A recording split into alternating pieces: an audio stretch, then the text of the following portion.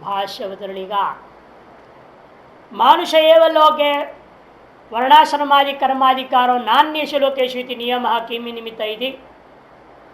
अथवा दूसरी वर्णिका अवतरणिका थी वर्णाश्रमादि प्रविभागोपेता मनुष्याः मम वर्तमान वर्तन्ते सर्वशः इत्युक्तम् कस्मात् पुनः कारणात् नियमेन तवैव वर्तमान वर्तन्ते नान्यस्य इति चेद उच्यते।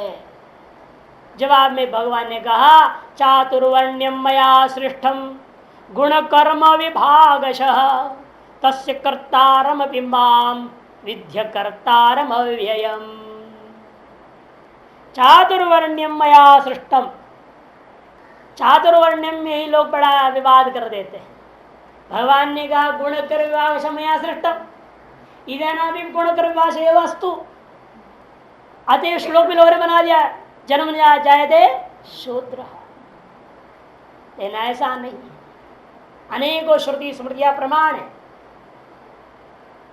जात ब्राह्मण, जात क्षत्र, जन्मतः ब्राह्मण और गुणतः ब्राह्मण, कर्मतः ब्राह्मण हो जाए तो सर्वश्रेष्ठ।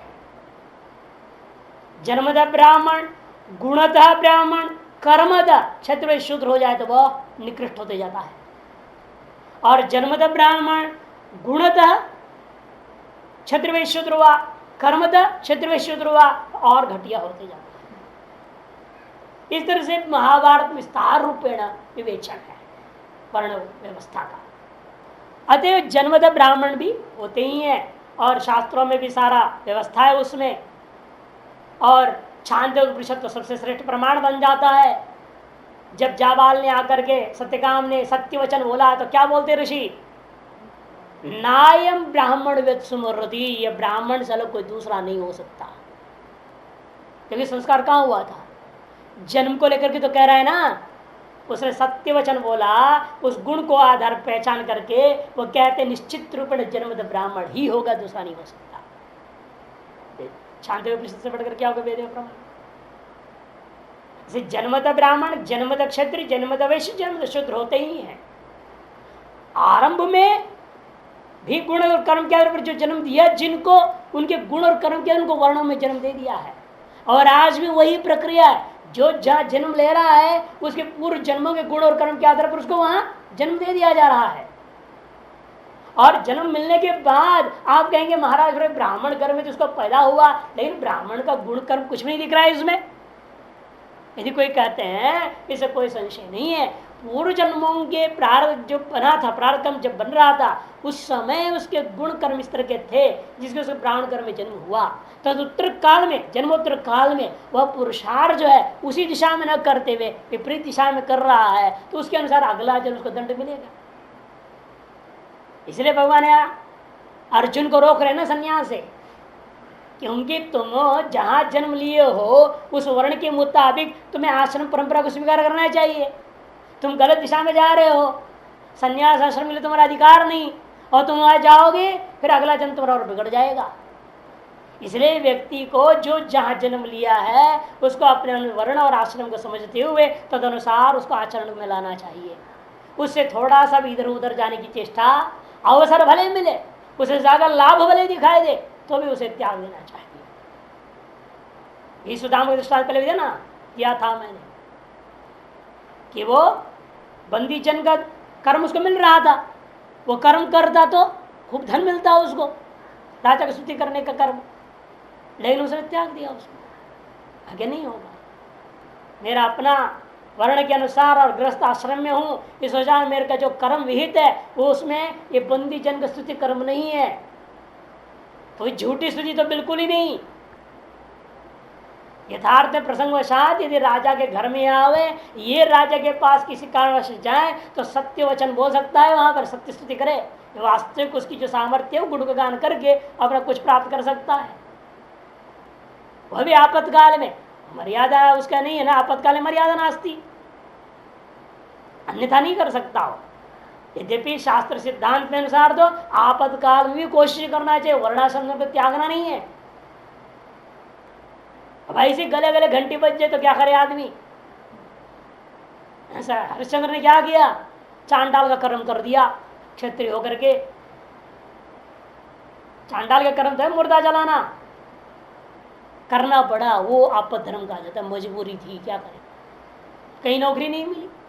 उसको देख के सब डर जाते थे, हे राजा इसको कहाँ हम नौकरी दे, हम तो बड़ा पाप कमाएंगे। एकमात्र वो था, शिवांश माना जाता है, इसीलिए ना आज भी उसको बनारस में जो चांडाल होते हैं, जो मणिकर्ण घाट का, उसको शिव के समान माना जाता है आज भी। उत्तरी सम्मान और उसको पूजा कर शिवरात्रि तो उसको विशेष लोग देते दान दक्षिणा वगैरह। कहते उस जमाने में हरिश्चंद्र के सामने शिव जी ही चांडाल रूप में आए थे, नहीं तो आम चांडाल कहाँ से उसको नौकरी देता।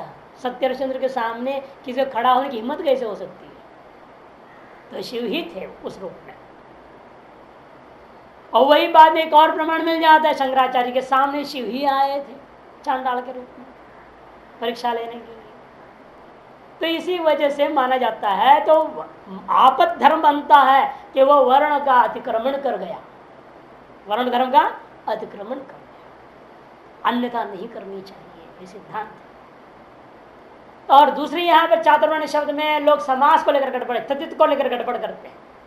भाष्यकार के अनुसार स्वार्थ में यहाँ पर शे प्रत्यय है, वार्तिक है चतुर्वर्णादिभ्य स्वार्थ उपसंख्यानम, पाणिनीय सूत्र का ऊपर वार्तिक है, 5वां अध्याय प्रथम पाद 124वें सूत्र पर यह वार्तिक है। चतुर्वर्णादिभ्य स्वार्थ उपसंख्यानम, चतुर्वर्णादि गण बड़े शब्दों से स्वार्थ में ही प्रत्यय लाना चाहिए कहा है, और नीलकंठियां गलत कर दे रहे हैं। चतुर्णा वर्णानाम हितम इति चातुर्वर्ण्यम कर तस्मै हितम में ले लिया, वो भी तस्मै हितम में ले रहे, तो षष्ठी नहीं बोलना चाहिए कि हितम अर्थ में जब बोलोगे तो चतुर्थी होना चाहिए। चतुर्भ्य वर्णेभ्यो हितम ऐसा विग्रह वाक्य करना चाहिए, वही नीलकंठिकार पूरा गड़बड़ कर दे। देखो चतुर्णाम वर्णानाम हितम लिख रहे हैं, षष्ठी कर दे रहे हैं। जो षष्ठी में हितम कहाँ प्रयोग होगा, वहां शेष प्रत्यय कैसे आ जाएगा, क्योंकि अधिकार क्या बोलते तद्धित का, तस्मै हितम अधिकार होता है, तस्य हितम तो अधिकार है नहीं, फिर षष्ठी कैसे विग्रह कर रहे हो आप, हितम अर्थ ले रहे हो, पूरा ही गलत है, उपेक्षा है कि नहीं। हाँ हाँ, भाषा तो इस्तीकार साफ कहते हैं, उपेक्षा करो, गलत बोल रहा है, ही असंभव है, व्याकरण दृष्टिया भी संभव नहीं, प्रकरणानुसारण भी संभव नहीं। इसलिए चतुर्वर्णादि भी स्वार्थ में करना है, से चतुर्णानाम वर्णानाम एव इति चातुर्वर्ण्यम। भाष्यकार साफ कहेंगे चातुर्वर्ण्यम में चत्वार एव वर्णाः एव स्वार्थ में चातुर्वर्ण्य मया सृष्ट, मेरे द्वारा सृष्ट है। कैसे, गुण कर्म विभागशः, गुण विभागशः कर्म विभागशः, इसकी भी समास को लेकर लोग गड़बड़ करते बहुत। भाष्यकार कहते सीधे सीधे गुण विभागशः कर्म विभागशः कर देना चाहिए। तस्य कर्तारम अपि माम विद्धि अकर्तारम अव्यय, और इनके कर्ता मुझे ही समझो, और वाकई में मैं अकर्ता भी हूं। क्यों, अव्यय का, अव्यय होने के नाते मैं कर्ता भी नहीं हूं। पारमार्थ दृष्टिया अकर्ता हूं, उपाधि दृष्टिया कर्ता। अकर्तारम अव्ययम इति मां विद्धि, ऐसे मुझे आप समझो जानो कह दिया। कि शरीर का आरंभ गुणों के वैषम्य से भी सभी समान स्वभाव वाले नहीं होते हैं, बताना चाह रहे हैं। जैसे पूछा था ना, सबको आप समान रूपेण वासुदेव सर्वमित ज्ञान के द्वारा कर्मयोग करके अंतर्गुण शुद्ध होते हुए वासुदेव सर्वमित ज्ञान को लेकर के सभी के सभी आपको प्राप्त क्यों नहीं होते हैं, ऐसे पुरुष लोग के अवतरने में कहा था। उसके जवाब में किए थे कांक्षंत करुणाम सिद्ध में एक हेतु, दूसरा हेतु क्या है, सब के अपने गुण स्वभाव ऐसा है, मुक्त होने लायक कोई नहीं है। क्या, उनके प्रत्येक अपना अपना गुण कर्म ऐसा है कि मुक्त होने लायक ही नहीं रह गए। उपाधियां सामर्थ्य ही नहीं, उपाधि उपाधिभूत अंतःकरण है, वह तार्श ब्रह्म विद्या को धारण करने के सामर्थ्य हीन है। कि ऋतम भरा प्रज्ञा, ऋत को धारण करने वाली ही प्रज्ञा शक्ति होती है। तार्श प्रज्ञा शक्ति से युक्त अंतःकरण लगभग किसी के नहीं होते, आसान नहीं होना, कठिन है। ये दिखाने के लिए कह रहे हैं यहाँ पर शरीर आरंभक को जो गुण और कर्म है उसकी विषमता के कारण से सभी समान नहीं है, इसे सभी समान रूपेण मोक्ष के अधिकारी नहीं हो सकते, कर्मयोग के भी अधिकारी नहीं हो सकते, सब समान रूपेण अधिकारी नहीं हो सकते। चातुर्वर्ण्य मिति, इसमें भी श्रुति स्मृति प्रमाण के आधार पर भी ये बात सारी कही जा रही है। कर्मवीर कहते हैं कि देखो ये एक स्मृति है विष्णु पुराण का, हाँ 1:26-27 ईश्वर ने माया सिस्टम बोला ना, उस पर कैसे किया ईश्वर ने, क्यों किया है? फालतू बैठे बैठे खुजला रहे थे, कोई काम धंधा नहीं था तो बना दिए है, और सबको परेशानी में डाल रहे हैं, क्या बात क्यों कर, तो उसके लिए श्लोक प्रमाण दे रहे हैं। क्योंकि कहते हैं कर्मभिर्भाविता पूर्वै, कर्मभिर्भाविता पूर्वै कुशला कुशलै स्तुताः, कुशला कुशलै स्तुताः ख्यात्या तयाप्यनुर्मुक्तः, ख्यात्या तयाप्यनुर्मुक्तः संहार्यप्यसंहृतः, संहार्यप्युपसंहृताः, संहार्यपि उपसंहृताः स्थावरान्ता सुराद्याश्च प्रजा ब्रह्मश्चतुर्विदाः। कहते पूर्व ही कर्मभिर्भाविता, ईश्वर अपने मर्जी से कुछ नहीं बनाया, फालतू बैठे हैं करके, अरे पूर्व ही कर्म भी कैसे पूर्व कर्म, कुशला कुशल ही भाविता, कुशल और अकुशल जो जीवों के जो पैदा होने वाले जीव हैं उन जीवों के कुशल अकुशल पूर्व कर्मों के, पूर्व जो है कल्प हुआ था उस कल्प ही उनके कर्मों से भावित होकर के उनको जन्म देना पड़ रहा है। क्यों जन्म देना पड़ रहा है उनको, क्योंकि उनको पूर्व कल्प में मौका मिलने पर भी ख्यात्यातया अनिर्मुक्ता, उन्होंने ज्ञान को लेकर के मुक्ति को प्राप्त नहीं हुए थे।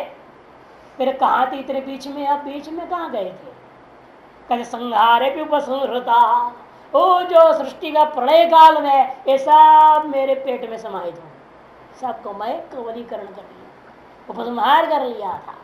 अब मैं इस उपसंहृत उन लोगों को वापस संसार में डाल दे रहा।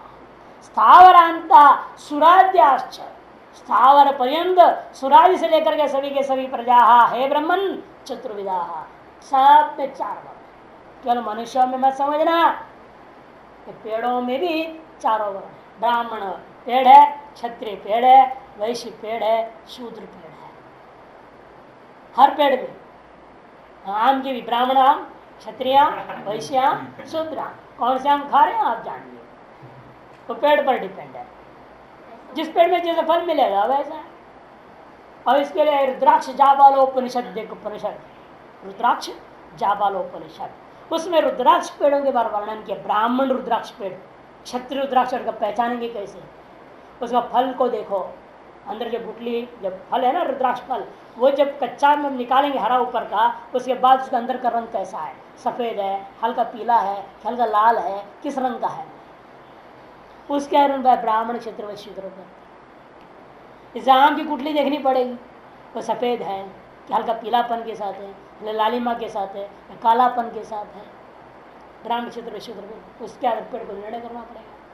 अब मार्केट से आम को लेने से पता कैसे चलेगा किस पेड़ का आम है, जानने से कोई फायदा नहीं। और खाने के बाद गुटली देखे तो फायदा ही क्या होगा, अरे शुद्ध आम खा लिया, बाकी पछताने से फायदा नहीं है ना। तो उसे पेड़ों का वर्णन उसमें पहचानने की तरीका बताया, बीज आदि का नहीं प्रक्रिया बताई है, मुख्य दृष्टान दिया। इसी प्रकार से स्थावरांता सब सुराध्या, वो देवताओं में भी ब्राह्मण क्षेत्र में शूद्र है, पहले बचा चुका ना, जो गणेश चलते हैं वो वैश्य होते हैं, इंद्र आदि क्षत्रिय होते हैं, बृहस्पति आदि ब्राह्मण है, पूषा आदि देवता शूद्र देवता है।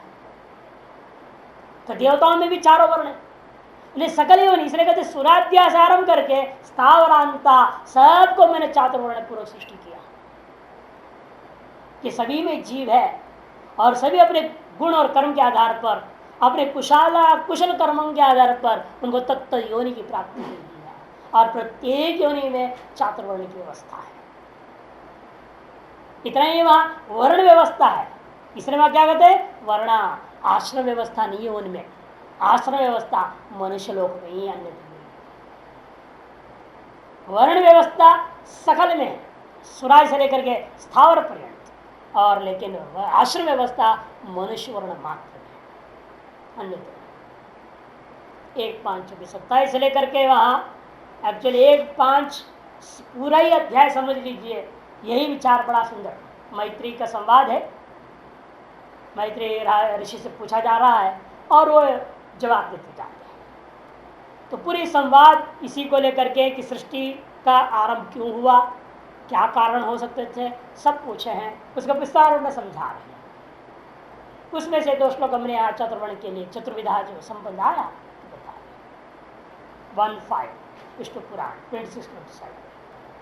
अच्छा, भाष्यम चातुर्वर्ण्यम की व्याख्या देखे, चत्वार एव वर्णाः इति चातुर्वर्ण्यम मया ईश्वरेण सृष्टाम उत्पादितम, मुझे ईश्वर के द्वारा उत्पादित है यह 4 प्रकार के ही वर्ण। ब्राह्मणों से मुखमासीत बाहुराजन्य, उपनिषद में इसमें यजुर्वेदीय पुरुष सूक्त ऋग्वेदीय पुरुष सूक्त दोनों में है।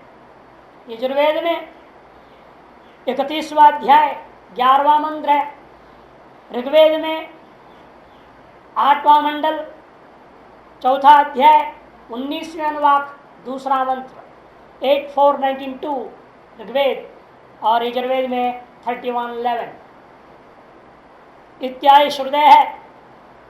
गुण कर्म विभागशः, देखिए भाष्यकार साहब कहते हैं गुण विभागशः कर्म विभाग, सीधे सीधे समास करते हैं।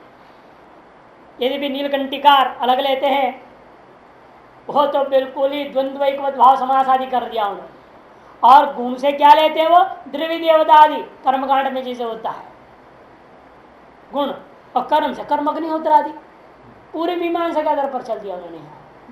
गुण मने द्रव्य देव, वहां पर कहा है ना द्रव्य से द्वे रूपे है ना, द्रव्य से नहीं याग से द्वे रूपे द्रव्यम देवता चैती, उसको गुण शब्द से ले लिया।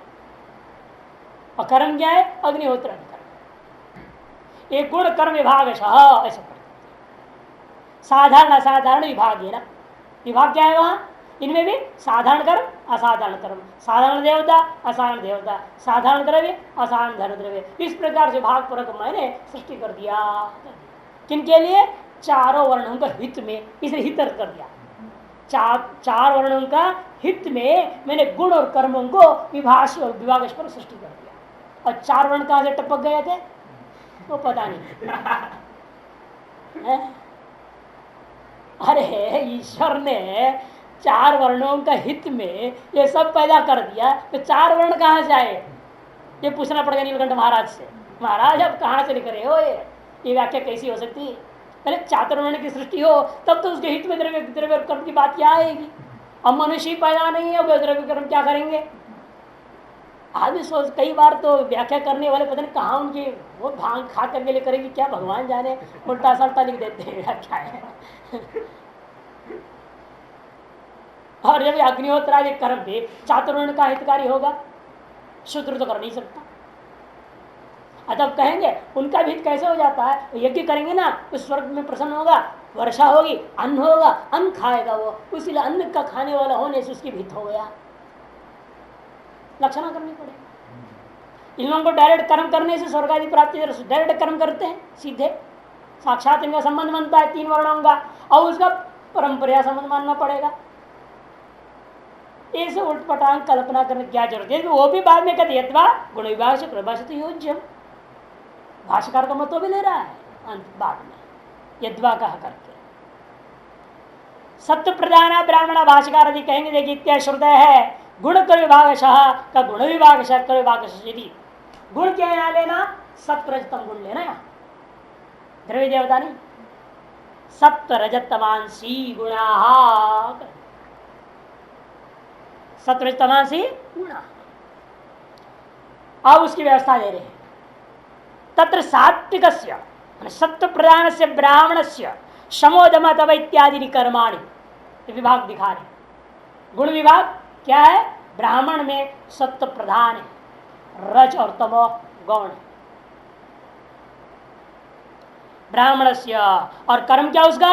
शम दम तप इत्यादि 18वां अध्याय 42वां श्लोक 1842 में बताया हुआ है। और सत्वोपसर्जन रज प्रदान से सत्व गौण, इसमें एक समझना पड़ेगा। गौण में व्यवस्था दे जिस ढंग से दे रहे हैं, सत्व प्रधान और रज गौण और तमह, ये दोनों अभिव्यक्त है और ये दे रहेगा अनभिव्यक्त। कौन? तमह। गौण नहीं बल्कि अनभिव्यक्त है, पूर्ण रूप है, व्यक्त ही नहीं होता उसमें ब्राह्मण। ये वास्तविक ब्राह्मण का स्वरूप। तमगुण का जो स्वरूप है, रजगुण जो कामना क्रोध वगैरह, ये अभिव्यक्त ही नहीं होगा उसका जीवन में, वास्तविक ब्राह्मण का इसमें। और अभिव्यक्त दो हैं, उन दो में से भी सत्व प्रधान रहेगा, रज गौण रहेगा। और क्षत्रिय के लिए क्या करे? सत्वोपसर्जन रज प्रदान। क्षत्रिय के लिए क्या कर देना? ये उल्टा हो जाएगा बस। सत्व गौण हो गया और रज प्रधान हो गया, वहां भी तम अनभिव्यक्त ही रहेगा। अब बाकी दो में सत्व अनभिव्यक्त हो जाएगा, वैश्य और शूद्र। वैश्य और शूद्र में क्या हो रहा है? सत्व अनभिव्यक्त रहेगी और रजोगुण तमोगुण। रजोगुण प्रधान है वैश्य और तमोगुण क्या हो जाता है तब? गौण। और शूद्र के लिए रजोगुण गौण हो गया और तमोगुण प्रधान हो जाता है। ये व्यवस्था। सात्विक से सत्व प्रधान से ब्राह्मण से शमोदम तप इत्यादि कर्माणि। सत्वोपसर्जन रज प्रधान से क्षत्रिय से, देखिए सत्व उपसर्जन हो गया, रज प्रधान हो गया, अर्थात क्या है? तम अभी अभिव्यक्त ही नहीं हुआ है, अनव्यक्त रह गया वो क्षत्रिय से। उसे क्या कर्म है? शौर्य तेज प्रवृत्ति 43 43वां श्लोक 18वां अध्याय। शौर्य तेज प्रवृत्ति उसका कर्म हो गया। और तम उपसर्जन, देखिए तम हो गया, उपसर्जन है अभी, और रज प्रदानम किसके लिए? वैश्य के लिए। रज जो गया तो वैश्य के लिए प्रदान। ये वैश्य का मामला रेशु पहले जो दिखाया तो ब्राह्मण और क्षत्रिय। वैश्य में क्या है? तम गौण है उपसर्जन और रज प्रदान है, तो सत्व क्या हो गया? अनभिव्यक्त रह जाएगा। तो ऐसे में कृष्यादि कर्माणि, कृष्यादि कर्म 18वां अध्याय 44वां श्लोक 44 42 43 44 एक एक श्लोक आया है वहां पर। और रज उपसर्जन तम प्रदान, ठीक उल्टा हो गया ना, अभी रज गौण हो गया, तम प्रदान हो गया, सत्व अनभिव्यक्त रह गया शूद्र। प्रधान से शूद्र से शुश्रूषैव कर्म, केवल शुश्रूषाई कर्म रहेगा। ये भी 44वें श्लोक में है, 44 श्लोक का उत्तरार्ध। इत्येवं इस प्रकार से गुण कर्म विभाग चातुर्वर्ण्यम मया सृष्टमित्यर्थ। इस प्रकार से गुण विभाग और कर्म विभाग को लेते हुए मैंने चारों वर्णों की सृष्टि की थी। सृष्टम भूतकालिक कर्मणि प्रयोग है, ये किया था। इसी को लेकर लोग कहते हैं ऐसा आज जो हो रहा है फिर जन्म तो माननी पड़ेगी ना। गुण कर्म से उस समय हुआ था ना, सृष्टम भूतकाल में, सृष्टि के आदि काल में। इसे अब क्या हो रहा है? केवल जन्म से मानना चाहिए, गुण कर्म देखना नहीं चाहिए, ऐसा लोग कहते थे, गलत। आज भी क्योंकि आप भले गुणों कर्म मत ध्यान दीजिए, लेकिन परमात्मा के रिकॉर्ड में तो आपको गुण कर्म भी देखा जाएगा अगला जन्म के लिए।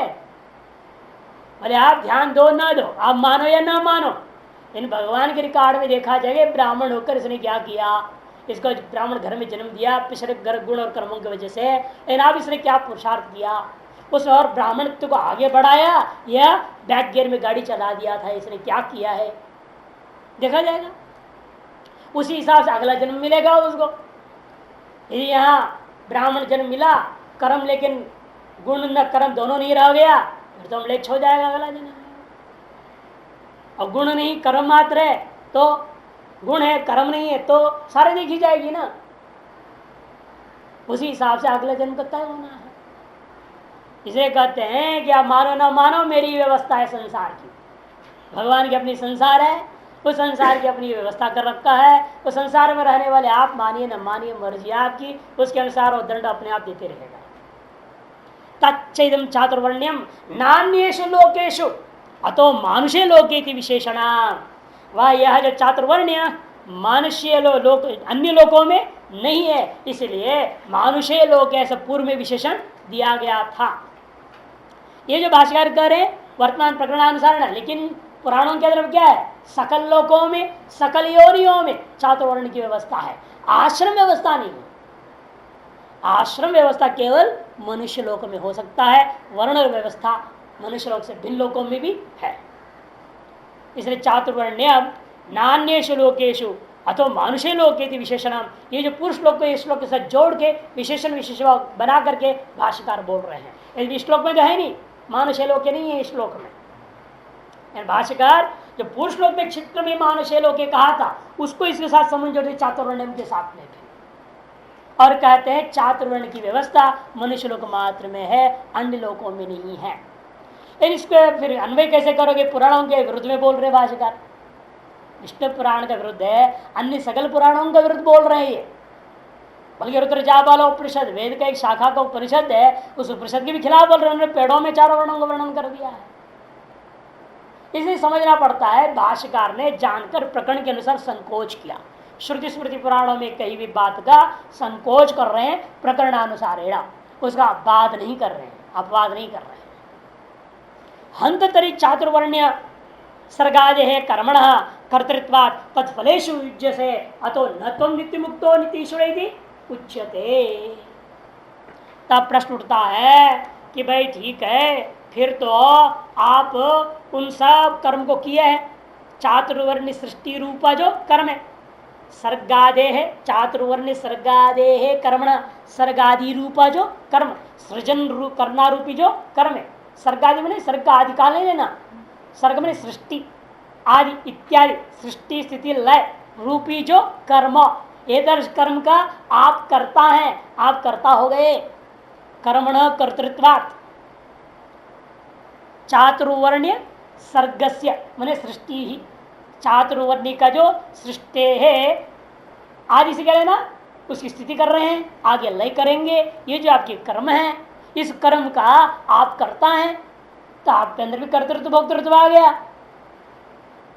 भगवान पर आरोप पड़ेगा ये कि मैं यहाँ सृष्टम कह रहे हो आप, और सृष्टम में खता प्रति कर्मणि, और कर्म यदि है तो कोई करता होगा, उसका करता तो आपके क्या कोई दूसरा था ही नहीं, इसलिए आप ही करता हो गए। तो करता हो गए तो भोक्तृत्व आएगा, आप भी जीव कोटि में पहुंच गए। फिर ईश्वर क्या मानना आपको है? कर्तृत्वात् तत्फलेषु युज्यसे, कर्ता होने से आप इसके फल का भी भोक्ता हो जाओगे, फल के साथ भी आपका संबंध हो जाएगा। अतो न तुम नित्य मुक्तो ईश्वर, नित्य ईश्वर, आप नित्य मुक्त कोई नित्य ईश्वर हो नहीं सकते इति उच्यते। तब कहते कि यद्यपि माया से व्यवहारेण तस्य कर्म कर्तारम विसंतम माम परमार्थ तो विद्धि अकर्तारम अतएव अव्ययम असंसारणं च माम विद्धि। तब जवाब में कहते नहीं, बात सही है तुम्हारी शंका, तो कोई संशय नहीं, बिल्कुल सही है तुम्हारी आशंका, किंतु समझने की बात है मैं तो माया के समव्यवहार के द्वारा ये सब कर्मों का कर्ता बनता हूं। माया को स्वनिमित्त मात्र से प्रेरणा दे दिया, स्वसत्ता मात्र से माया को सृजन करने की प्रेरणा दी। माया से सृष्टि होती है, माया नहीं किया वाक्य में, माया सृष्टम कर दिया। अहम निमित्त भूतेन माया सृष्टम इत्यर्थ। इसलिए लोग एक कथाकार बड़ा इसको व्याख्या, मया को दो कर दो, म या, म मने में कर दो मम, या से माया का या है वो, मम माया द्वारा सृष्टम, माया सृष्टम। मैंने कहा वारे वाह कथा का कमाल कर दिया तुमने, माया को तोड़ दिया। और मैं का ये को ये चीज या से कौन लोग आदेश करेगा, ये लोग कौन करेगा, बाद में तो यह हल है, अच्छा तो है नहीं, ये जो ये वाया कैसे लगेगा वहां। अब व्याख्या कर रहे कथाकार मन माने करे जा रहे। अब मूढ़ लोग उन्हें क्या पता व्याकरण, मैं और या करोगे माया बन नहीं सकता, ये चीज या आदेश होना, यह लोग होकर के म और या एक साथ प्रयोग होना कैसे होगा, हो नहीं सकता। व्याकरण को पढ़े है नहीं कोई, अब वो अपने मन माने कहे जा रहा है, टुकड़ा कर दिया। माया का या है और मे का मम का मोह है, यहाँ मम को में आदेश हो जाता है ना, इसे मम का मोह है और या माया का है, म या मैंने मम माया द्वारा सृष्टम यदि मया सृष्टम। ठीक है, क्या करें। तो आप लोग भी कथाकार है ना, काम आ जाए कहीं बोलने को, मूढ़ समाज में बोल ही सकते हो, क्या दिक्कत है। नहीं बुद्धिमान समझना चाहिए बस। यहाँ हम लोगों को जब मैनेजमेंट थियरी पढ़ा रहे थे ना, वो बहुत बड़ा पॉइंट बोलते थे हमेशा। और ये जो कृष्णानंद जी थे जिनसे मैं वेस्टर्न क्लास में पढ़ता था, वो भी कहते थे एक बात, जब भी चाहे फिलॉसफी हो चाहे कोई भी क्षेत्र में, वो बोलते मैनेजमेंट क्षेत्र में और ये बोलते फिलॉसफी क्षेत्र में, हमेशा समझना चाहिए हमारे सामने जो है वो महामूर्ख है, कुछ नहीं जानता है। Greatest fools are sitting in front of me, ये समझोगे तुम धड़ाधड़ बोल पाओगे। ये समझो कोई विद्वान बैठा है तो अंदर डर लगेगा, पता नहीं मेरी गलती पकड़ लेगा तू। अब बोले जाओ धड़ाधड़ सोचो, सारे मूर्ख बैठे हुए दुनिया भर के, बोले जाओ क्या फर्क पड़ता है। कोई कुछ कहते चुप रहो बाद में विचार करेंगे, बोले उससे क्या है, डांट देना उसको, कथा का पीछे बोलने लगे चुप बाद विचार करेंगे, आना कमरे में बात करेंगे, कमरे साथ वर्त करेंगे, कहानी का क्या बोलेंगे, चुप रहेगा। और वो कमरे में ना आएगा ना बात होएगी, आएगा तो लट्टू बजवा देंगे। दुनिया तो ऐसी है नहीं। भट्टो जी जैसे महात्मा जी को पिटाई कर दिया कि उन्हें खंडन लिख दिया सिद्धांत कौमुदी का, ज्ञानेंद्र सरस्वती उनको बुला करके भंडारा खिलाया और पीट दिया और कहा कि तुम्हारे पुस्तक को जला दो जो तुमने टीका लिखा है, मेरे पक्ष में टीका लिखो। तो दुनिया इस जमाना कोई भरोसा नहीं, भंडारे को कहने में बुलाने कभी नहीं जाना चाहिए भंडारे। अकेले खाने को बुलाएंगे तो कभी नहीं जाना गृहस्थी के यहाँ, क्या पता पिटाई कर दे।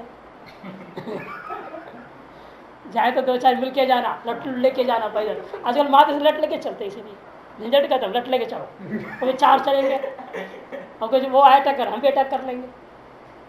और वैरागी तो और भी विचित्र है, वैरागी लोग भोजन में कैसे बैठते पता है, तुम पाती ला के नहीं बैठेंगे, हाँ यूँ बैठते हैं भोजन के लिए, ऐसे टॉयलेट में जैसे टॉयलेट में जैसे वो इसलिए बैठते हैं, वही सारे वैरागी ऐसे ही है। क्यों कहते एक बार कभी वास्तव में उज्जैन कुंभ मेला में घटना घटी थी बहुत साल पहले कि सन्यासी लोग भी तिलक डाल के जान के व्हाइट ड्रेस पहन करके वैरागियों की आश्रम मैंने पंडाल में घुस कर उनको मार दिया। कारण है कि वो मुख्य स्नान के दिन उन्होंने क्या कर दिया था, वैराग लोग जान करके, वो दो तट पे होता है वो उज्जैन में, यहाँ जैसे एक तट नहीं है, तो इधर से सन्यासी आते हैं इधर से वैरागी आते हैं। सन्यासी नहाने के बाद उनको नहाने का है, उन्हें जान करके जल्दी आ करके पहले नहा लिए। सन्यासी ने हमने उसको अमृत पात्र कर हमने डाला ही नहीं, सब जाया नहाया कैसे, जाके काट काट कर, तब से वो लोग रेडी रहते बैठते मारने के लिए, मारने के लिए, भागना नहीं मारना। और उन्हें वो भी लाल ही पहनते थे पहले, उनके भी सारे महात्मा लाल पहनते थे, तब से उन्हें ड्रेस चेंज करो, सर ये भी लाल है हम भी लाल में रहते हैं, अब ये तिलक यूँ लगा दिए, यूँ लगाने की जगह पर हम पहचान नहीं पाए, अब इस तरह से वो लाल में रहेंगे और हम सफ़ेद में रह जाएंगे, इसे सब सफ़ेद पहन दिया वैरागी। तिलक में तो पता नहीं चलता है, तिलक तो कोई यूँ लगा ले यूँ लगा ले, मर्जी मर्जी है। इसे करे ड्रेस ही चेंज कर दो, व्हाइट ड्रेस हम करेंगे, वो रेड में है, वो तो रेड तो त्यागेगा नहीं, सन्यासी है, वो हमें तो क्या व्हाइट पहन लेंगे। तब से वैराग्य सफेद हो गया। और इसलिए वहाँ के नागाओं का भी नाम होता है, जो सन्यासी लोग वहाँ नागा दीक्षा देते उज्जैन में, उनका नाम खूनी नागा होता है। इसलिए खून करने के लिए तुम नागा दीक्षा दिया जा रहा है, तुम खूनी नागा हो, ये वैराग्यों को खून करना है। यहाँ बर्फानी नागा होता है, राजराजेश्वर नागा होता है, नागाओं का भी संज्ञा अलग अलग है, दीक्षा हर 4 कुंभ का अलग अलग संज्ञा है।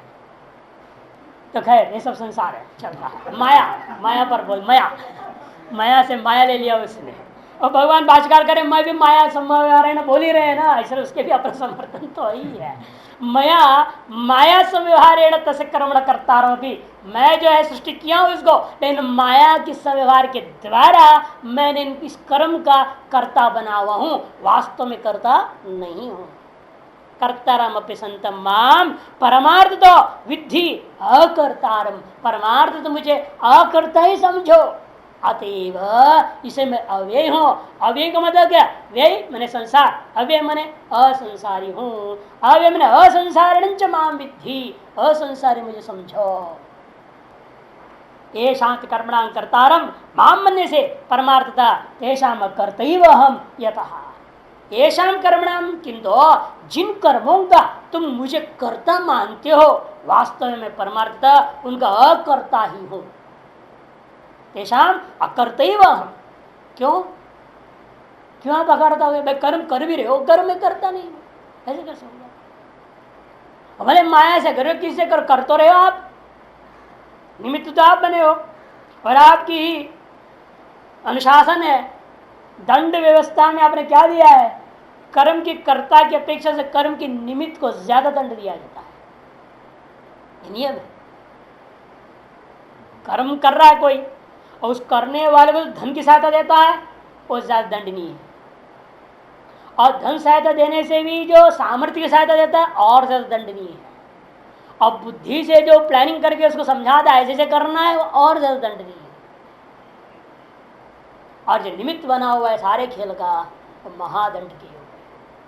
और आप तो निमित्त हो, आपने कहा तो निमित्त महादंड पात्र हो जाएंगे आप, महादंड के आप पात्र हो गए। ये तो युधिष्ठिर का युवराज की परीक्षा में जो हुई थी, कौन युवराज बनाया जाए, परीक्षा लिया गया युधिष्ठिर और दुर्योधन के बीच में। तो ये 4 लोगों को लाए, ब्राह्मण क्षत्रिय वैश्य शूद्र 4 को लाए और घोषणा किया, ये चारों ने मिलकर के एक आदमी की हत्या किया है, इसको क्या दंड दिया जाए। दुर्योधन खटखड़ा होकर बोलता है, इन्हें मृत्यु किया है, किसी का हत्या की, इन सब 4 को मृत्यु दंड दे दिया जाए, समान दंड चारों मृत्यु दंड। युधिष्ठिर को पूछा तू क्या बोलेगा भाई? कहा जाए नहीं, शूद्र को 3 साल का कारावास, वैश्य को 6 साल, क्षत्रिय को 9 साल, ब्राह्मणों को कहती ये जो गुरु लोग है निर्णय करेंगे दंड, हम ब्राह्मणों को दंड देने का अधिकार नहीं है, लेकिन सर्वाधिक दंड उसको मिलेगा, लेकिन दंड ये तय कर। तब युधिष्ठिर को युवराज घोषित कर दिया, सही धर्म के आधार पर दंड दिया है। कि शूद्र तो बुद्धि है नहीं ना, उसको क्षत्रिय वैश्य ने दौड़ा, वैश्य ने धन का लोभ दिया, और क्षत्रिय मैं हूं पीछे, तुम चिंता मत, चल तुम मारो उसको। क्षत्रिय ने सामर्थ्य भरा उसके अंदर, दम भर दिया, और पैसे का लालच दिया वैश्य ने, दोनों मिलकर के जो है उसको मर्डर करा दिया उसके द्वारा। और इन दोनों को चलाया कौन? ब्राह्मण ने बुद्धि दिया, ऐसे ऐसे करना है तुम लोगों ने, प्लानिंग किया ब्राह्मण ने। अरे चारों मिल करके मर्डर हुआ, उसे निमित्त कौन बना था? ब्राह्मण, सर प्लान करने वाला। यदि प्लानिंग नहीं कर रहा तो क्षत्रिय की हिम्मत नहीं होती करने की, ये प्लान बना के क्षत्रिय को दिया, क्षत्रिय उस प्लान को एग्जीक्यूट करने के लिए वैश्य को दिया, वैश्य ने धन का इस्तेमाल कर प्लान को एग्जीक्यूट किया है शूद्र के द्वारा। तो चारों मिलकर गड़बड़ किए हैं। तो मुख्य निमित्त कौन था? शुरुआत हुई ब्राह्मण से, इस अत्यंत दंड उसको प्राप्त। तत्वतः आप ईश्वर के निमित्त है, फिर आप भी दंड पात्र हो गए। तब भगवान कहते हैं नहीं नहीं,